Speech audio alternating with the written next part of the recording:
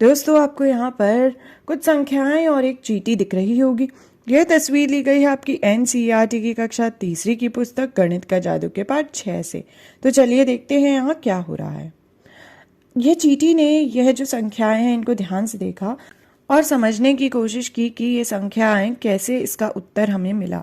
सबसे पहले उसने यहाँ देखा और उसने सोचा कि 80 में से 35 गए, यानी कि 80 में से 30 और 5 और गए। तो अगर हम पहले 80 और 30 को घटा दें तो हमें कितने मिलेंगे? 8 दहाई में से 3 दहाई गई तो बचे 5 दहाई। तो यह बचेंगे 5 दहाई माइनस 5।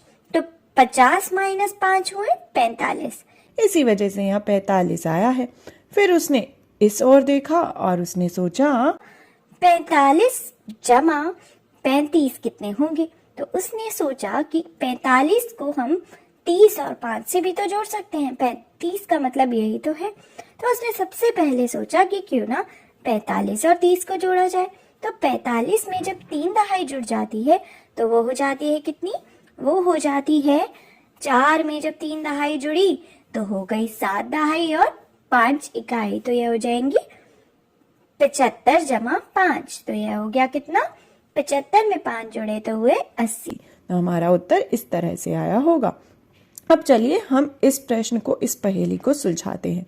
सबसे पहले हम यहाँ देखते हैं 75 में से कितने घटा करेंगे कि 50 आए। सोचिए दोस्तों क्या आएगा यहाँ पर।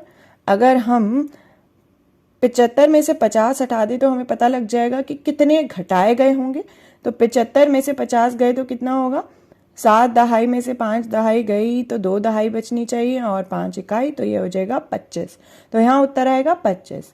अब हम इस ओर देखते हैं 50 जमा 25 कितने होंगे। 50 जमा 25, क्या हम इसे ऐसे लिख सकते हैं? 50 में 2 दहाई जोड़कर और 5 जोड़ दें। तो अगर हम पहले इसे जमा करेंगे तो कितना होगा? 5 दहाई और 2 दहाई होंगे 70, यानी कि 7 दहाई। 7 दहाई जमा 5, तो यह हो जाएगा 75। तो हमारा उत्तर आएगा 75। तो यह पहेली सुलझ गई। अब हम इस पहेली को सुलझाते हैं। सबसे पहले ये देखिए 50 जमा 60 कितने होंगे। यहाँ तो 50 में अगर हम 50 जोड़ दें और फिर कितना बचेगा 60 में से? 10। तो अगर हम 50 और 50 को पहले जोड़ रहे हैं तो ये हो जाएगा 100। 100 में हमने जोड़े 10 तो हुआ 110। तो यहाँ उत्तर आया 110। अब हम ये वाली तरफ से देखते हैं। 110 में से 60 गए तो कितने बचे? अगर हम देखें तो 110 में से अगर हम 10 को घटा दें तो 100 बचेंगे हमारे पास। तो क्या ये हम ऐसे लिख सकते हैं कि 110 से हम 10 घटा दें तो 60 में से 10 उधर चले जाएंगे घटाव में, तो 50 बचेंगे।